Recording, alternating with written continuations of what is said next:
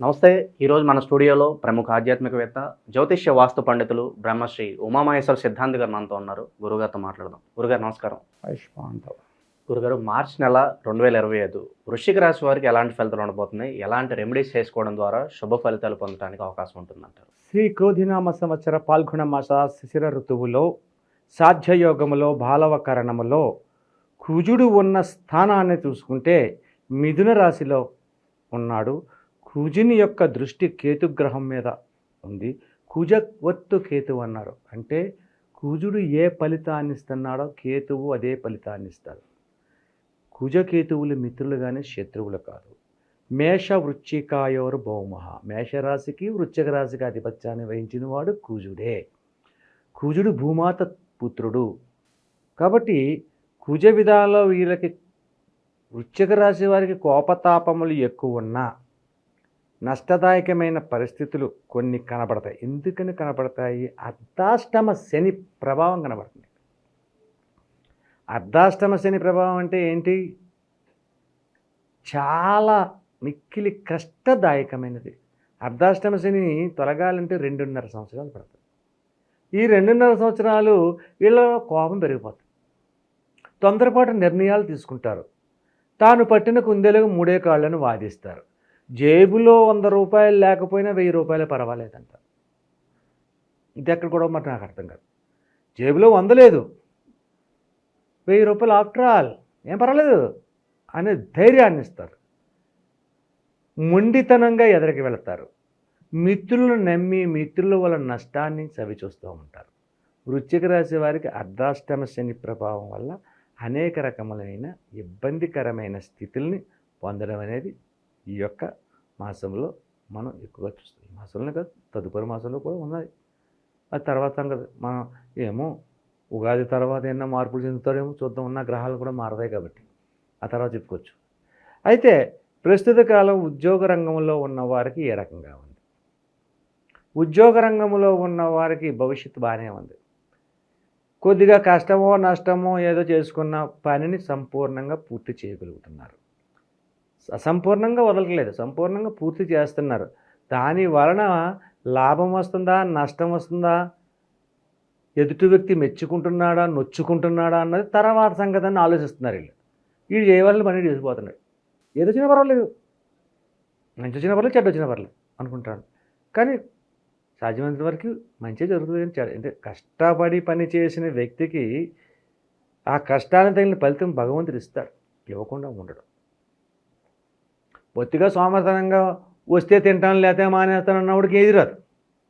ఇలా కోపతాపాలు ఎక్కువైనందువల్ల కోపము తొత్తుబాటు తరుణము ఉన్నవాడు తుందుడుగా మాట్లాడేవాడికి మోసం చేసే విధానం రాదు. మోసం చేసేవాడు ఎప్పుడూ కూడా కోపాన్ని పడ్డాడు. మాటకారితనంగా ఉన్నవాడు కోపం వస్తుంది, అది మోసం చేయడం రాదు. ఉన్నట్టుగా కక్కేస్తాడు. నువ్వెంతంటే నువ్వెంత అంటాడు. అదే స్వభావం కలిగి ఉన్నవారు వృశ్చిక రాశి వారు. ముందు వెనక చూసుకోకుండా మాట్లాడేస్తారు. దానివల్ల నష్టం వచ్చినా కష్టం వచ్చినా చూసుకుందాంలే అనేది ఉంటుంది. ఏదైనా కొంచెం దూరం నడిస్తేనే కదా మనకు తెలిసేది. లోతు దిగితే కదా, లోతు తెలియాలంటే నదిలో దిగాలి, ఎంత లోతుందనో తెలుస్తుంది. ఆ తర్వాత ఈత వస్తే బయటకు వస్తాడు, ఈత రాకపోతే మునుగుతాడు. అటువంటి పరిస్థితుల్లో ఈ వృశ్చిక రాశి వారు ఉన్నారు. అయితే ఉద్యోగ రంగంలో ఎలా ఉన్నట్టే వ్యాపార రంగంలో ఎలా ఉన్నారు? వస్త్ర వ్యాపారం బాగుంది. వస్త్ర వ్యాపారం అంటే మిథున రాశిలో కుజుడు సంచారం చేస్తున్నాడు. మిథునానికి ఆధిపత్యాన్ని వహించిన కూడా బుధుడు. బుధుడు వస్త్ర రంగానికి అలాగే ఫుడ్ సంబంధించిన దానికి అధిపతి అయ్యాడు. కాబట్టి అంటే బుధుడు విద్యావేత్త, వ్యాపారవేత్త, తెలివితేటలో ఉన్నటువంటి భావాలు, స్త్రీ పురుషుల కలయిక, ప్రేమ, పెళ్ళి, సంతతి, ఇలా ఎన్నో చాలా ఉన్నాయి. అందులో ఉన్నాడు కాబట్టి యోగదాయకమైన స్థితిని వస్త్ర వ్యాపారానికి ఇస్తున్నాడు. వస్త్ర వ్యాపారానికి అనగానే ఓ చందన బ్రదర్సో, ఆర్ఎస్ బ్రదర్సో అన్న పెద్ద పెద్ద షాపుల గురించి చెప్పట్లేదు, చిన్న షాపుల గురించి చెప్తున్నాను. మధ్యతరగతిగా ఉండే షాపుల గురించి. మధ్యతరగతిగా ఉన్న షాపులన్నీ కూడా యోగదాయకమైన స్థితిని, లాభదాయకమైన పరిస్థితులు పొందుతూ ఉంటారు. అలాగే కిరాణా అండ్ జనరల్స్ ఎవరైతే నడుపుతున్నారో, చిన్న చిన్న వ్యాపారాలు చేసేవారు ఎవరైతే నడుపుతున్నారో వారికి కూడా యోగదాయకమైన స్థితిని పొందు. అర్ధాష్టమ శని ప్రభావం అయినా కూడా అంటే అర్ధాష్టమ శని ప్రభావం వల్ల వీళ్ళకి కొన్ని ఇబ్బందికరమైన స్థితులు ఉన్నా, అంటే కుటుంబ కలహములు లోనైపోతున్నారు. అన్నదమ్ముల మధ్యన తగవులు వస్తున్నాయి. ఆస్తి పంపకాల దగ్గర, ఆస్తులు సమకూర్చుకునే దగ్గర కొన్ని తగవలకు గురవుతున్న పరిస్థితులు సంప్రాప్తం జరుగుతున్నాయి. కానీ అటువంటి విధానాలకి మనం చేసే రెమెడీస్ వల్ల కొన్ని తొలగి యోగదాయకమైన స్థితికి చెందడం అనేది జరుగుతుంది. అయితే ఈ యొక్క వృశ్చిక రాశి వారి యొక్క అర్ధాష్టమ శని ప్రభావంతో కలిగి ఉన్నను కూడా ఆరోగ్యపరమైన పరిస్థితి ఎలాగుందంటే సంపూర్ణంగా బాగుంది. అత్యధికమైన అనారోగ్యానికి గురైపోతున్నారండి. అయ్య బాబోయ్, ఓహో 4 రోజులు 15 రోజులు హాస్పిటల్ పాలు అయిపోయారండి అటువంటివి రావు. ఏదో తలకాయ నొప్పులాడితో కాళ్ళ నొప్పులో మెడ బెణికిందనో ఇటువంటివే ఉంటాయి తప్ప అధికమైనటువంటి నష్టదాయకమైనటువంటిది, కష్టదాయకమైనటువంటి అనారోగ్యములు వీరికి దరిచారు. కుజుడు మొండోడు, భూమాత పుత్రుడు కదా, మొండిదనం ఎక్కువ ఉంటుంది. ఆ మొండిదనం వల్ల దరి చేతిన దగ్గరికి రావు. అటువంటి విధానంగా ఈ రాశివారు. అలాగే ఈ రాశి వారిలో విదేశ గమనాలు చేయాలి అనుకున్న వారు ఎవరైతే ఉన్నారో నిర్మోహమాటంగా ఆలోచనాపరం ఇంకొక వ్యక్తిని అడగకండి. మీరు వెళ్ళి నేను ఇలాగ కెనడా వెళ్దాం అనుకుంటున్నాను, కెనడాకి వెళ్తే అరే ఎలా ఉంటుందిరా, వెళ్ళమంటావా వద్దంటావా అని అడగకండి. వాడు మిమ్మల్ని వెళ్ళలేవడో, ఆడు వెళ్ళబోతున్నాడు కాబట్టి మీరు చెప్తే నువ్వు వెళ్ళొద్దంటాడు.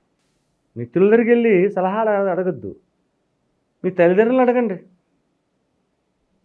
భూమాత కుమారుడు కదా, భూమికి భూమాత కుమారుడు అయినప్పుడు భూమాత ఏమంటుంది, కుజుని ఎప్పుడు కూడా సంరక్షిస్తుంది. అలాగే తల్లిని అడగండి, తల్లి మీకు ఇచ్చే సలహా మంచిగా ఉంటుంది.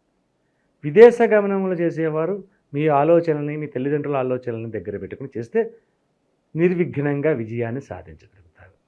ఉద్యోగ రంగంలో ఆలోచన చేసేవారు, విదేశాల్లో ఉద్యోగ రంగంలో ఆలోచన చేసేవాళ్ళు ఎక్కువ ఉంటారు.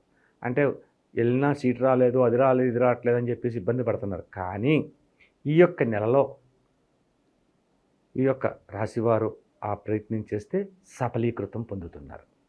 అటువంటి విధానాన్ని ఈ యొక్క వృశ్చిక రాశికి ఉంది.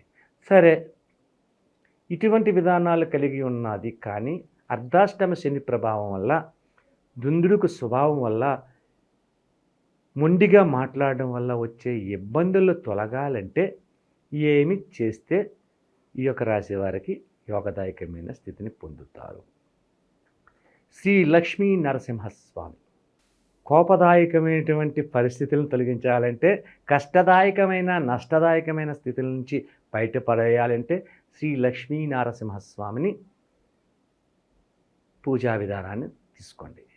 సరే, లక్ష్మీ నరసింహస్వామి దగ్గరికి ఆలయానికి వెళ్ళాము, అష్టోత్తర పూజ చేయించాము, కొబ్బరికాయ కట్టాము, అరటిపళ్ళు ఇచ్చాము, సరిపోతుందండి? చాలదు. ఈ యొక్క లక్ష్మీ నరసింహస్వామికి బందరు లడ్డు అని ఉంటుంది. బూందీ లడ్డు కాదు, శనగపిండితో చేస్తారు. బందరు లడ్డు అని ఉంటుంది. ఆ బందరు లడ్డుని తీసుకెళ్ళి ప్రసాదంగా పెట్టి ఆ ప్రసాదాన్ని 10 మందికి నివేదన చేయాలి. శనగపిండితో చేసిన బందరు లడ్డుని ప్రసాదం నివేదన చేసుకోవాలి. అలా చేస్తే మీరు గమనించండి, ఈ లడ్డూ ప్రసాదాన్ని వరాహ లక్ష్మీ నరసింహస్వామి ఆలయంలోనే ఉంటుంది, లక్ష్మీ నరసింహస్వామి ఆలయంలో ఉంటుంది, సింహాచల క్షేత్రంలోనే ఉంటుంది. ఇది ప్రత్యేకమైన ప్రసాదమే.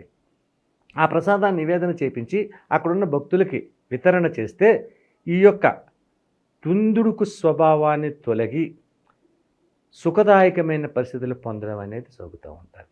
అలాగే ఈ వృశ్చిక రాశి వారికి ఇంట్లో ఉన్న పెళ్ళి కాని వారికి గురించి ఈ యొక్క మాసం యందు ప్రయత్నంలో చేస్తే నిర్విఘ్నంగా సాగడము, ఎదరికి వెళ్ళడం అనేది జరుగుతుంది. శుభదాయకమైన ఫలితములు పొందగలుగుతారు. మార్చి నెలలో వృశ్చిక రాశి వారికి ఎలాంటి ఫలితాలు ఉంటాయి, ఎలాంటి రెమెడీస్ చేసుకోవాలి, మీ మాటలో చాలా చక్కగా వివరించారు గురుగారు. ధన్యవాదాలు. ఆయుష్మాన్ భవ.